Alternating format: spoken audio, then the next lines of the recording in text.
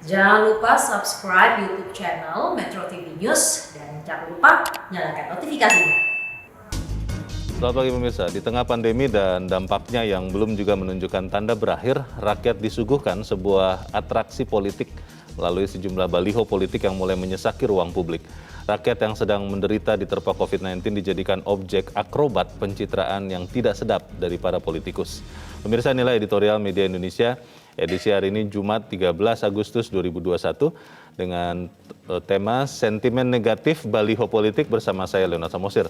Dan Anda juga bisa berpartisipasi melalui saluran telepon di 0215839900. Dan pemirsa, pagi ini telah hadir di Studio Metro TV anggota Dewan Redaksi Media Group Don Bosco Selamun. Bang Don, selamat pagi.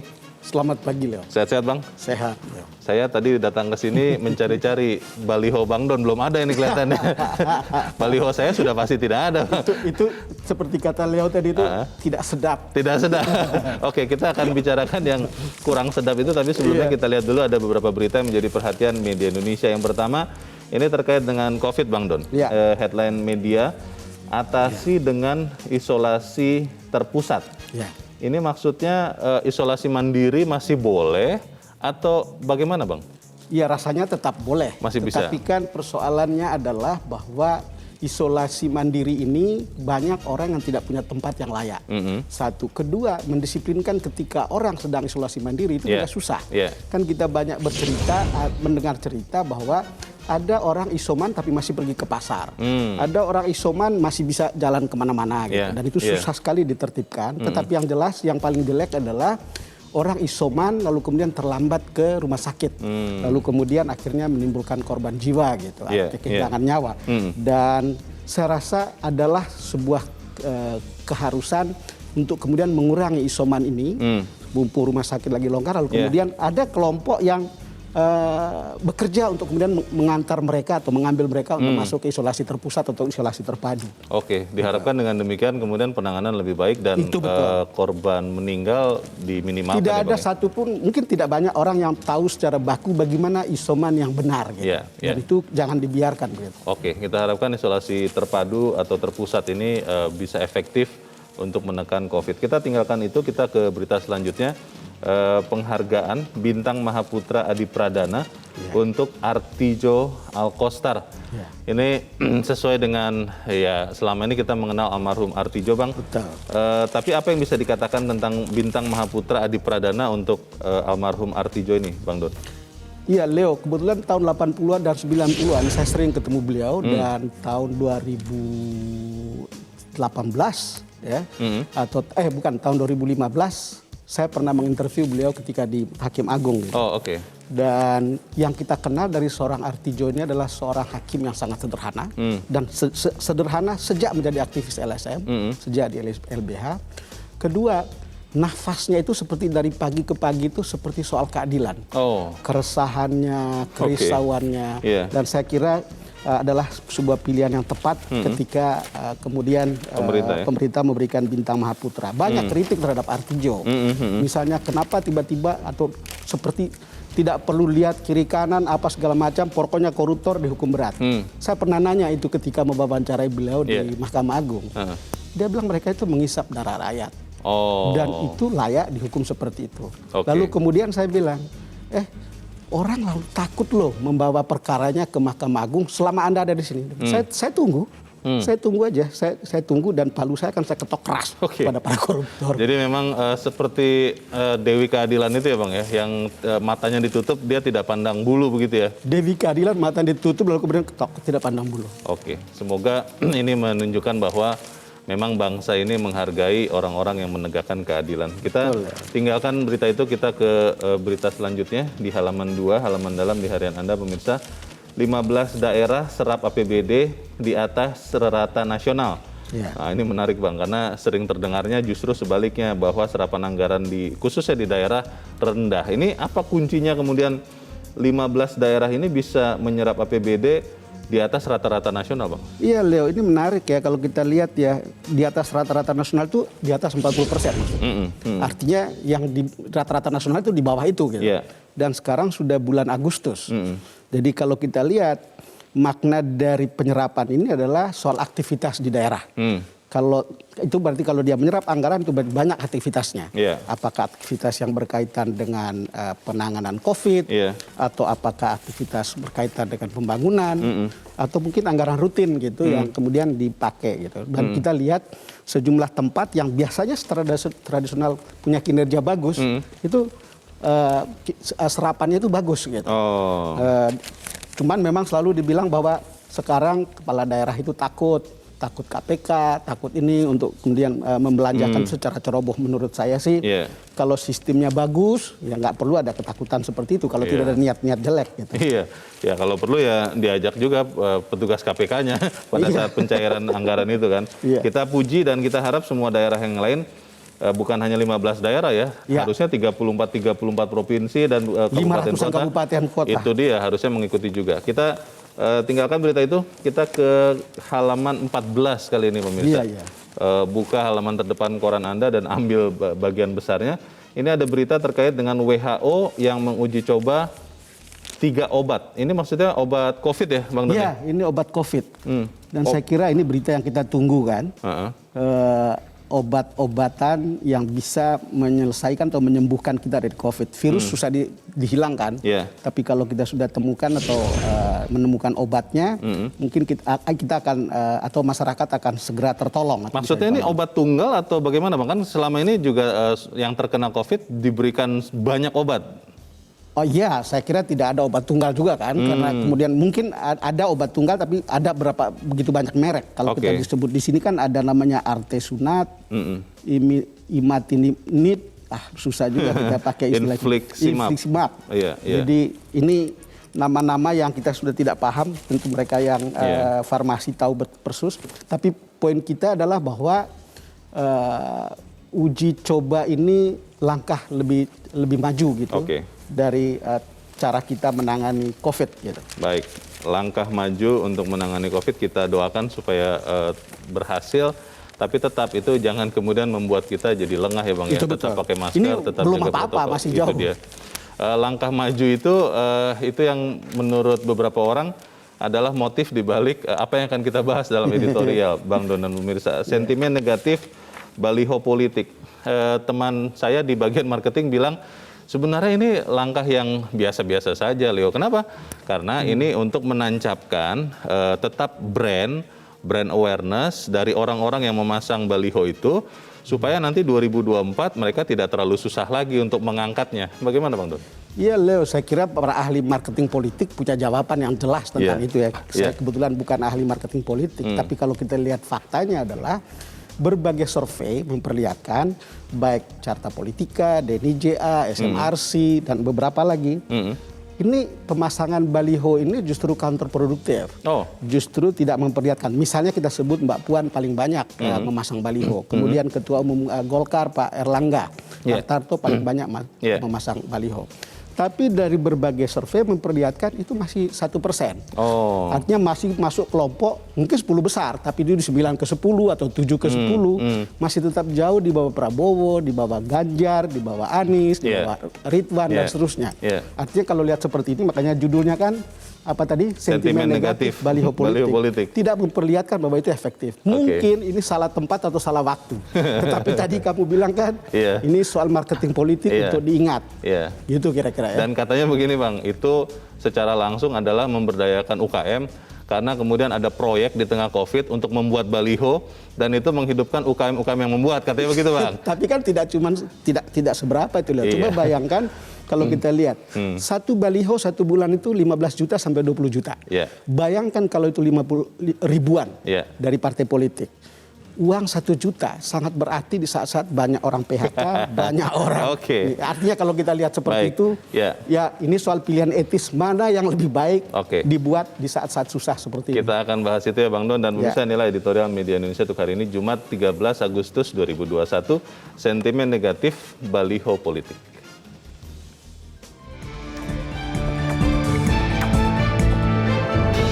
Sentimen negatif baliho politik.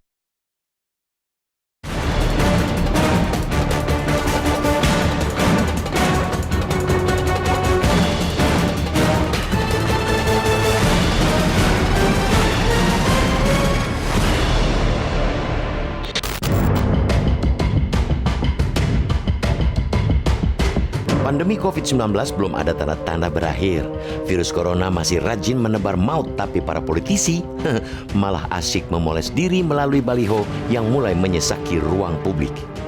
Baliho bergambar wajah para politisi dengan foto paksa diri senyum manis itu memang tidak secara eksplisit memperkenalkan diri sebagai calon presiden atau wakil presiden. Akan tetapi, tertera angka 2024 yang bisa ditafsirkan sebagai Pilpres 2024. Rakyat yang sedang menderita diterpa COVID-19 dijadikan objek akrobat pencitraan tidak sedap para politisi. Mereka masih sempat-sempatnya memikirkan cara menggapai kekuasaan tanpa sedikit pun berempati dengan rakyat yang dilanda kesusahan. Para politisi itu terkesan mengabaikan kondisi rakyat yang tengah kesusahan. Pada saat rakyat ngos-ngosan berjuang melawan virus corona, mereka malah jor-joran memasang baliho dengan biaya yang tidak sedikit. Fakta itu memperlihatkan para politisi miskin empati. Alih-alih mereka berempati dengan kondisi rakyat, membantu dan memberikan solusi, justru mereka sibuk melakukan promosi diri di tengah pandemi. Gambar muka mereka dipampang berderet di jalan-jalan protokol yang kadang merusak keindahan kota. Ada yang berkedok imbauan terkait pandemi virus corona, juga yang terang-terangan menyatakan untuk kepentingan 2024. Ajang pencitraan yang jelas tidak patut itu mengangkangi kondisi rakyat yang tengah sekarat di segala sisi. Mereka yang seharusnya berada paling depan untuk menjadi solusi atasi kesulitan rakyat, justru memanfaatkan situasi pandemi COVID-19 untuk kepentingan kekuasaan semata. Ironis memang. Pada saat bangsa ini memasuki era new normal akibat pandemi, para politisi masih menggunakan cara-cara lama memasang baliho. Mereka lupa bahwa mayoritas pemilih pada 2024 ialah anak-anak muda yang rasional, pemilih yang menjadi bagian dari generasi milenial dan pasca milenial. Mereka termasuk pemilih yang cerdas dan kritis, tidak mempan dipengaruhi pesan kosong baliho. Pemilih rasional mampu memilih dan memilah informasi terkait rekam jejak calon presiden dan wakil presiden. Mereka butuh pemimpin yang kerja nyata. Karena itu, cara paling efektif menarik simpati pemilih di masa pandemi adalah turun ke lapangan. Ketimbang uang dihamburkan untuk memasang baliho, elok nian bila uangnya dipakai untuk membantu rakyat. Patut diapresiasi para politisi dan partai politik yang telah bekerja dalam senyap untuk membantu rakyat. Mereka memberikan bantuan secara nyata, juga memfasilitasi vaksinasi. Keterlibatan nyata dalam menangani pandemi akan tercatat sebagai rekam jejak yang menjadi pertimbangan pemilih saat pemilu. Ketimbang memakai baliho, banyak cara lain yang lebih elegan kalau ingin dikenal rakyat. Misalnya, rajin-rajinlah turun ke daerah untuk membagi-bagikan bantuan sosial atau memberikan bantuan untuk rakyat yang menjalani isolasi mandiri. Tegas dikatakan bahwa politisi baliho di tengah pandemi ini tidak hanya bertentangan dengan etika politik itu sendiri, namun juga dari sisi strategi kampanye politik. Bukannya naik, kontroversi baliho ini justru menjadi bumerang bagi citra mereka. Hasil survei Catra Politika yang dirilis kemarin menegaskan baliho tidak punya korelasi positif dengan elektabilitas tokoh. Sosok yang terpampang di baliho memang dikenal masyarakat tapi tidak mampu menggerek elektabilitas, malah menimbulkan sentimen negatif. Banyaknya baliho yang dipasang di ruang publik ternyata tidak berkorelasi linier dengan tingkat elektabilitas.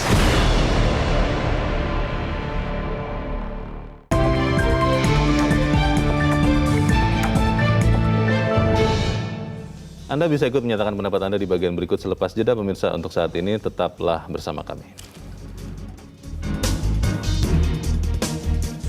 Terima kasih pemirsa, Anda masih bersama kami di Editorial Media Indonesia. Bang Don, ada yang mengatakan begini Bang, tadi kembali mengacu kepada teman saya yang bekerja di pemasaran. Dia bilang begini, sebenarnya yang dilakukan orang-orang yang memasang wajah dirinya di baliho itu biasa kok. Karena bahkan di tengah-tengah pandemi ini sebenarnya bukan masalah pandemi atau tidak, mereka bilang. Ini adalah bagaimana tetap menancapkan ingatan orang akan orang-orang ini. Kalau bahasa marketingnya brand awareness tadi itu Bang. Sehingga nanti pada waktu menjelang 2024 itu orang tetap ingat di dalam pikirannya bahwa oh saya kenal Mbak itu, Pak itu atau Mas itu begitu. Bagaimana Bang? Ya saya setuju aja, saya setuju dengan begitu. Tapi faktanya kan pertama tidak berpengaruh pada elektabilitas. Mungkin popularitas bisa tidak naik ya, tidak naik seperti yang kita ngomong tadi. Yang kedua, itu kan menimbulkan nyinyiran politik juga.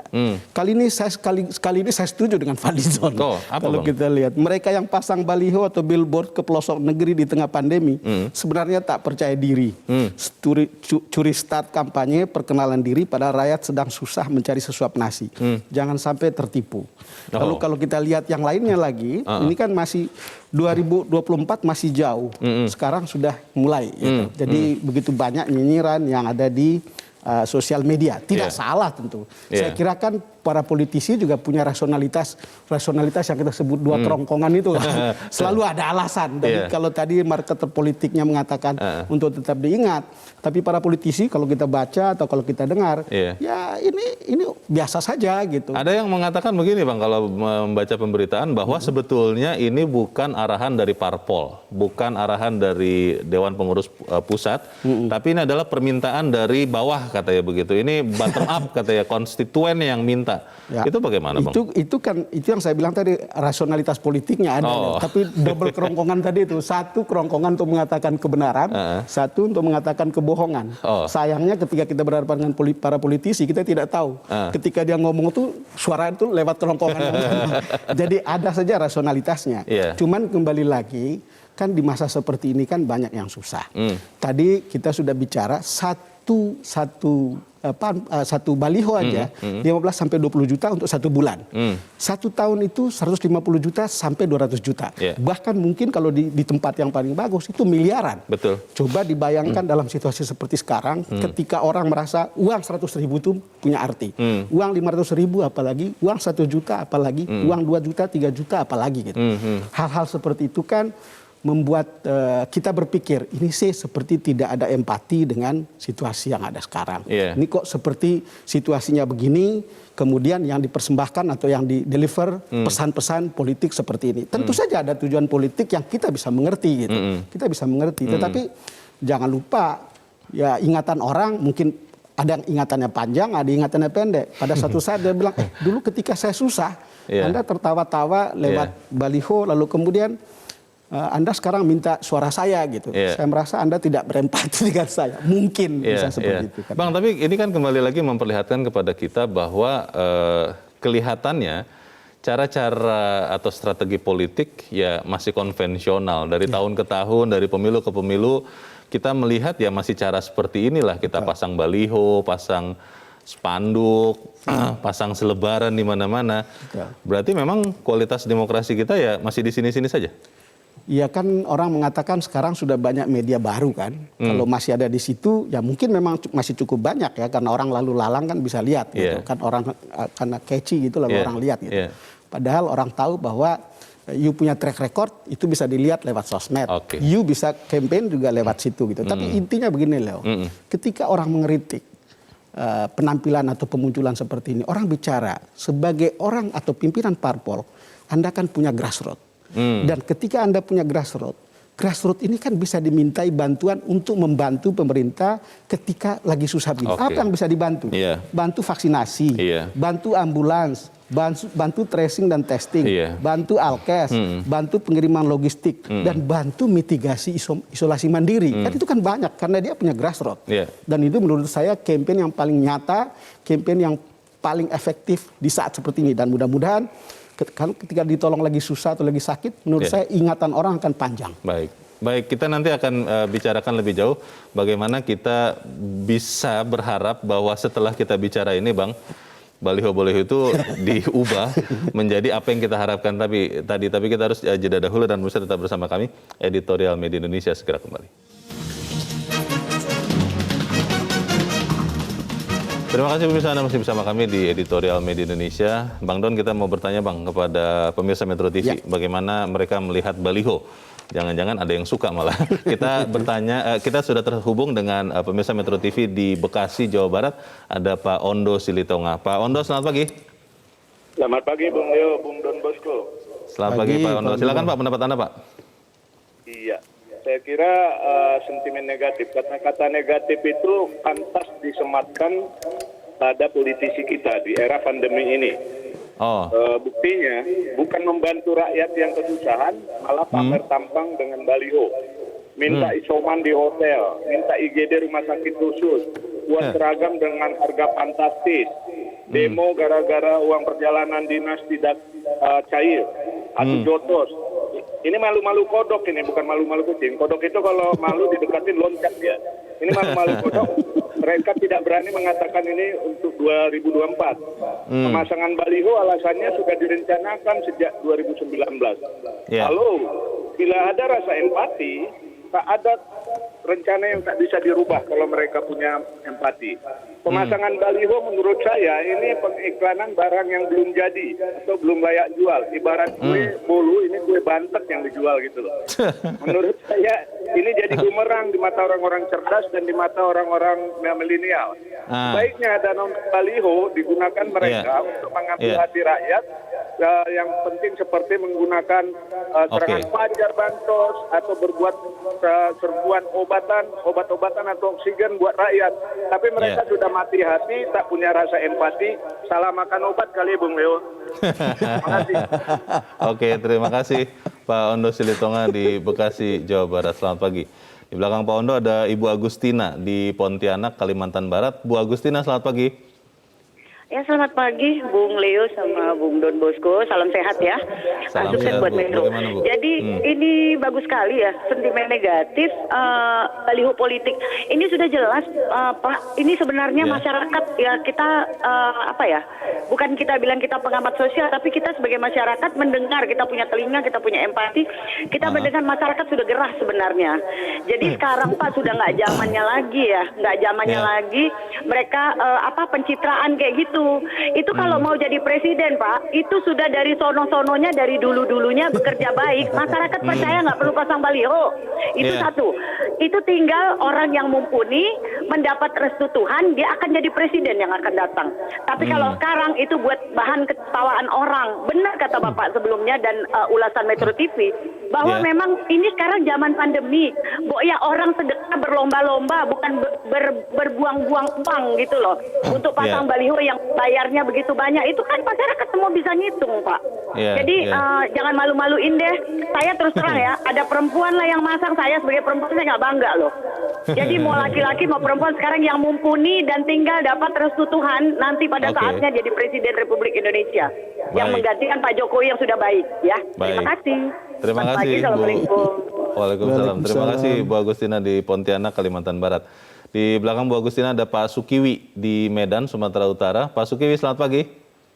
Ya, selamat pagi Bung Leo sama Bung Don Bosco. Selamat pagi Pak Sukiwi. Bagaimana Pak? Ya. Silakan Pak. Kita sangat prihatin ya. Masih ada politikus cara berpikirnya itu seperti anak-anak gitu.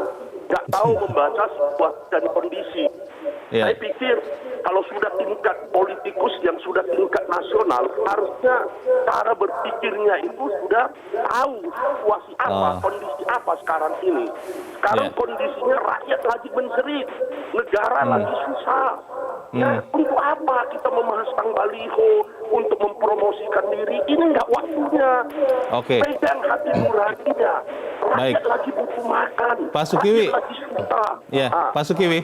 Pak, kalau saya tanya ke Bapak nih, kalau misalnya orang-orang yang memasang baliho ini kan dari partai ya kebanyakan, itu partainya juga memberikan bantuan untuk terutama orang-orang yang terkena COVID. Ini dilakukan bersamaan. Pak Sukiwi masih bisa membiarkan atau menerima baliho itu tidak? Iya, kalau saya pribadi ini bukan waktunya. Bukan waktunya, walaupun partainya sudah bekerja, ya kerja terus. Kenapa? Biaya baliho ini besar. Yang lebih baik uangnya ini ya dibantukan lagi ke rakyat. Jadi lebih baik sama sekali tidak ada baliho begitu menurut Pak Sukiwi ya? Gimana? Lebih baik tidak usah ada baliho, uangnya dipakai untuk bantu rakyat, begitu ya Pak? Betul. Karena rakyat lagi membutuhkan. Rakyat betul-betul lagi membutuhkan. Karena rakyat, bagi rakyat itu Rp1 itu pun sangat penting dengan kondisi yang sekarang ini. Baik, terima kasih. Berpikirlah yang jernih. Oke, terima kasih. Rakyat sudah tahu siapa yang mau dia pilih. Terima kasih. Terima kasih Pak Sukiwi di Medan, Sumatera Utara. Selamat pagi. Di belakang Pak Sukiwi ada Pak Paulus Pangka di Semarang, Jawa Tengah. Pak Paulus, selamat pagi. Ya, selamat pagi Bung Leo dan Pak Don. Selamat pagi. Selamat pagi. Bagaimana Pak pendapat Anda Pak? Baliho nih. Iya.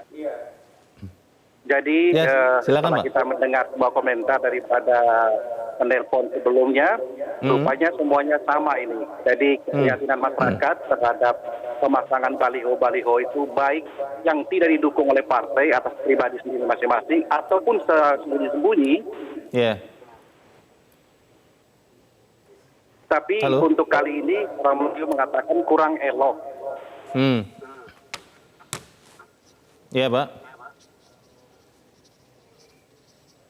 Untuk saat ini pemasangan baliho-baliho ini, kalau seandainya lebih baik mereka berbuat sesuatu yang baik, misalnya ada satu mereka mengadakan satu kegiatan, ada balihonya mengajak masyarakat untuk mengadakan honor plasma misalkan, itu secara massal, misalnya kita itu di Indonesia itu lebih baik dan lebih elok. Ada suatu hal kegiatan yang real dilakukan, bukan hanya sekedar memasang baliho atau memasang apapun. Dan juga semua yang saya kira yang memasang baliho saat ini membuat bukan positif yang citra yang akan didapat, tetapi justru citra negatif yang didapat oleh masyarakat kepada mereka. Karena situasinya, ini mohon perhatian daripada pemimpin partai kemudian melakukan ini untuk mengevaluasi kembali, segera itu diturunkan. Baik, terima kasih Pak Paulus Pangka di Semarang, Jawa Tengah. Selamat pagi.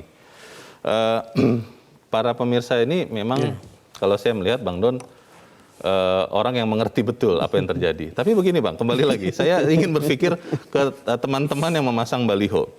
Sekian pemilu yang lalu, itu ada cerita bahwa ada orang yang terpilih masuk DPRD hanya karena nomor pilihnya sama dengan jagoan.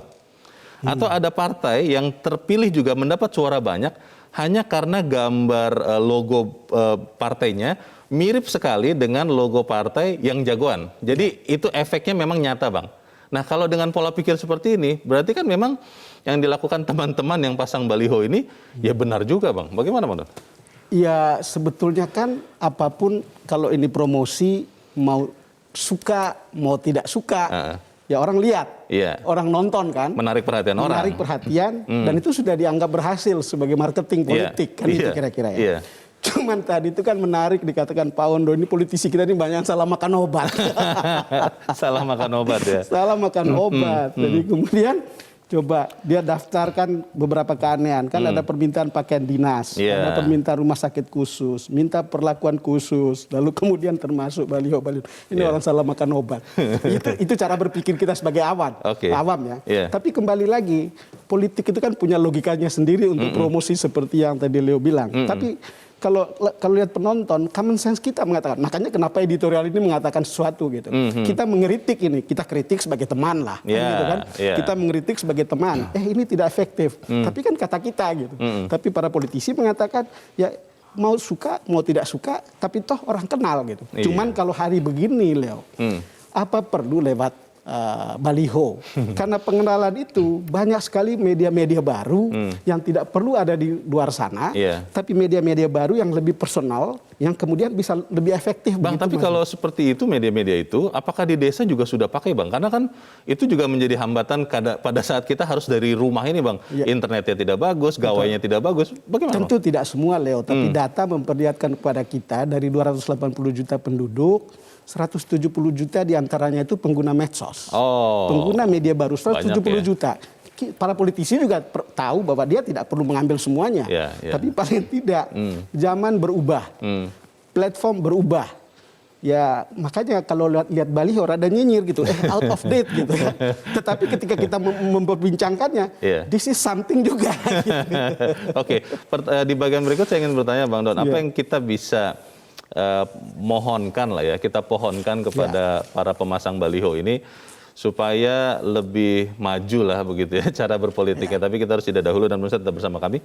Editorial Media Indonesia segera kembali. Media Indonesia mengajak Anda untuk mengakses fitur premium e-paper. Dengan sajian konten berbasis intelektual dan meneguhkan kebangsaan, Media Indonesia tampil dengan lebih dinamis melalui e-paper Media Indonesia yang dapat Anda akses kapan saja, di mana saja. Caranya mudah, download aplikasi Media Indonesia di Android atau ketik link e-paper.mediaindonesia.com atau bisa scan QR Code pada layar kaca Anda. Klik tab e-paper di bagian samping layar tablet Anda, daftarkan data diri, serta pilih paket berlangganan e-paper Media Indonesia sesuai dengan kebutuhan Anda. Nikmati juga bonus spesial tambahan 4 halaman rubrik fokus setiap hari. Semua bisa Anda dapatkan hanya di e-paper Media Indonesia. Untuk informasi lebih lanjut, hubungi customer service di nomor 0811 1201 2018 atau kunjungi media sosial @Media Indonesia. Media Indonesia, referensi bangsa. Terima kasih Anda masih bersama kami, kita di bagian akhir dari diskusi kita pagi ini. Bang Don, kalau kemudian baliho yang terpasang ini diturunkan kan yang kasihan pengusaha periklanan luar ruang itu Bang, karena sudah ada kontrak, sudah pasang, jangan-jangan ini berlanjut nih, jangan sampai kemudian gara-gara kita bicara akhirnya jadi putus begitu kan. Nah pertanyaannya bagaimana sebenarnya yang harusnya dilakukan oleh teman-teman yang memasang baliho itu untuk tetap juga memperlihatkan sensitivitasnya kepada rakyat tanpa perlu pencitraan, Bang. Bagaimana, Bang? Iya, Leo, kalau kita lihat isi dari baliho kan dia tidak campaign sebetulnya pilih saya untuk jadi presiden atau jadi wakil presiden tahun 2024. Biasanya namanya. Iya, tetapi itu unspoken dan semua orang mengerti gitu. Dan di situ bahkan diksinya itu terkait dengan empati pada situasi kita sekarang gitu. Atau empati pada soal pluralisme atau kebinekaan kita gitu. Ini tapi orang selalu lihat ini bungkusan yang ada di depan. Yang tidak tersurat ya mestinya soal 2024. Ada gitu, pesan kan. yang terkandung. Ada pesan yang ada di situ gitu.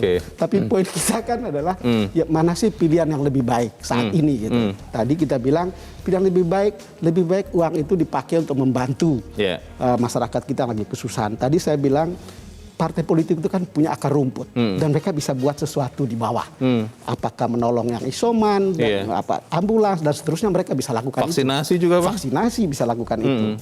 Ya jangan dulu lah berpikir untuk menjadi presiden tahun 2024 atau wakil presiden.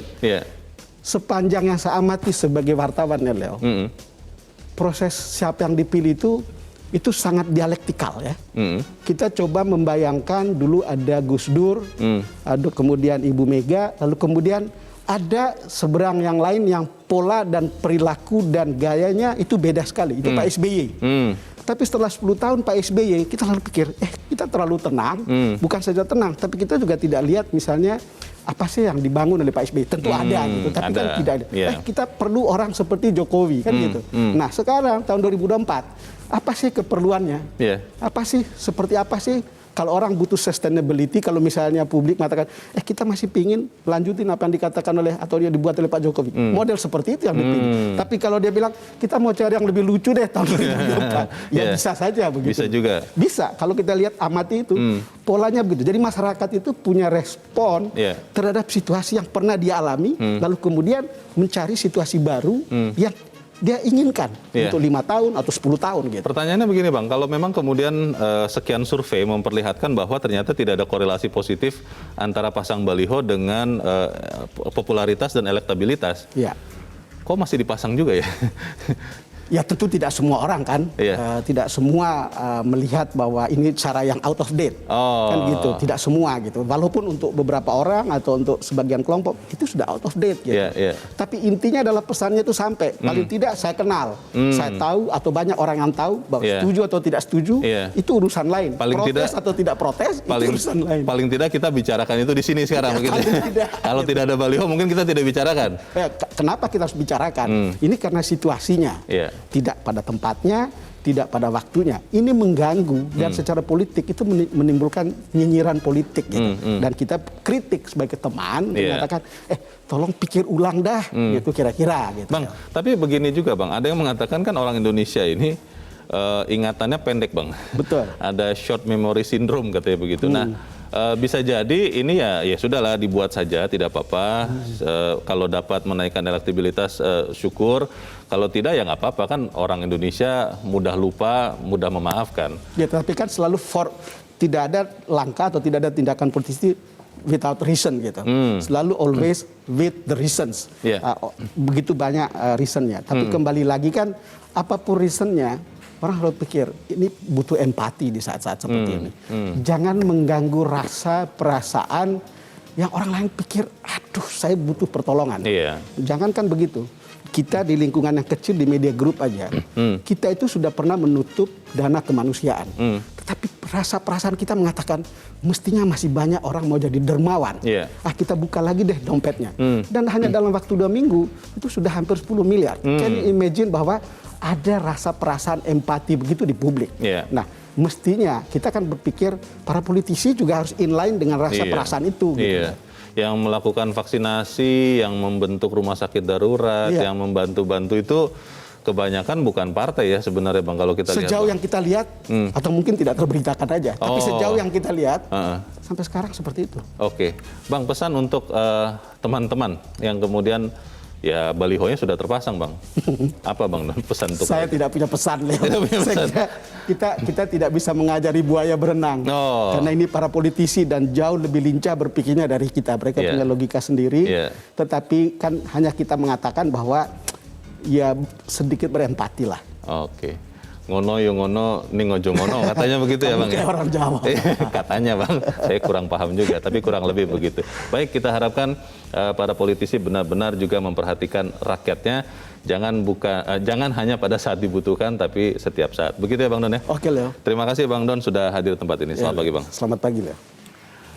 Pemirsa, tegas dikatakan bahwa politisi memasang baliho di tengah pandemi tidak hanya bertentangan dengan etika politik itu sendiri, tapi juga dari sisi strategi kampanye politik. Alih-alih meraih hati rakyat, kontroversi baliho justru menjadi bumerang bagi citra mereka sendiri.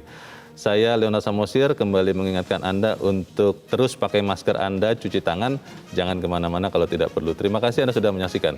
Selamat pagi.